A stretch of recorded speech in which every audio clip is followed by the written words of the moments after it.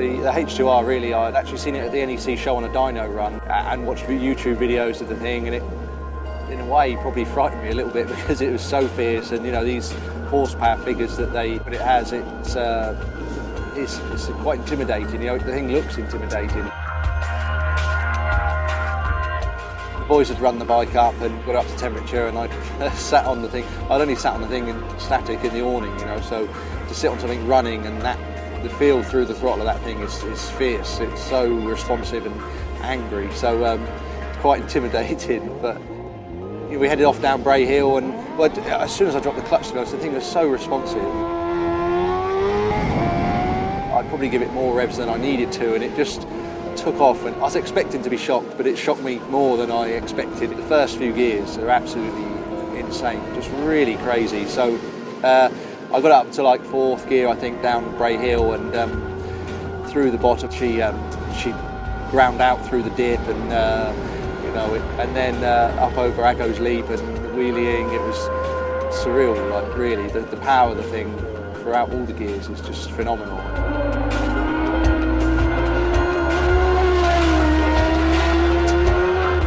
Left the Balagary section down the hill towards Crosby, and really got the thing singing, and the first time up to 6th gear, and heading up towards past the pub and the jump at the top of Crosby, and I was a little envious really of the people at the side of the road. There was a big crowd there and either side, and I wanted to know what it sounded like coming past there, you know, because I don't think you could be human if your hairs weren't standing up when that came past in 6th gear singing.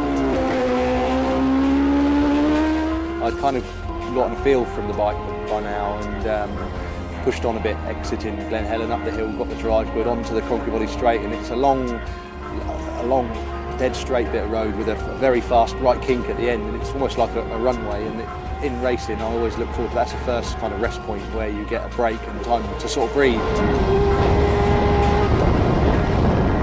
The Kurt Michael section is another section, you know, I always look forward to, and I think especially for the fans and people just spectating on the TV is there's a bit of a reality check, because you know this track is closed for motorcycle racing, and the rest of the year that's just a small village with a 30-mile-an-hour speed limit, post offices and cars parked down the side of the road. So you know, you get a real feel for the speed, because you're sort of, there's curbs, pavements, and then it's brick walls each side.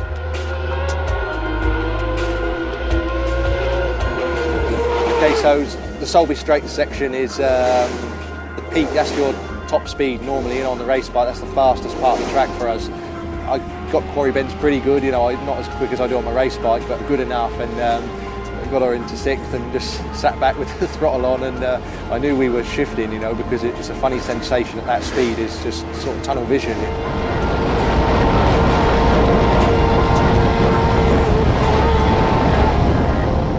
The GPS speed was 206.9, so that was interesting.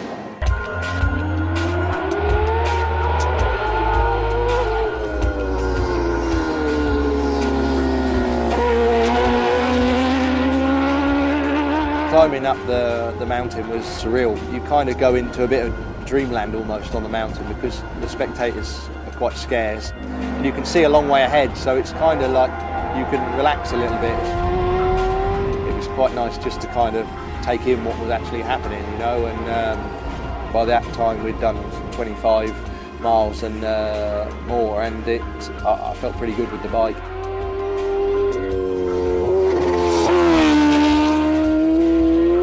You know, I sort of got the slow bit out of the way, and out of Governor's up onto the Glen Crutchery Road for the finish line, and I got it actually into 4th gear, and I thought I was safe. I'm sort of past the wheelie zone now. It's going to be, I could give maximum throttle, and it actually still just wheelied, and you know, it's just insane. The whole thing was, it still hasn't really sunk in, I don't think. It was a special day, and for sure for me and for Kawasaki and everyone witnessing in that, it was quite an event.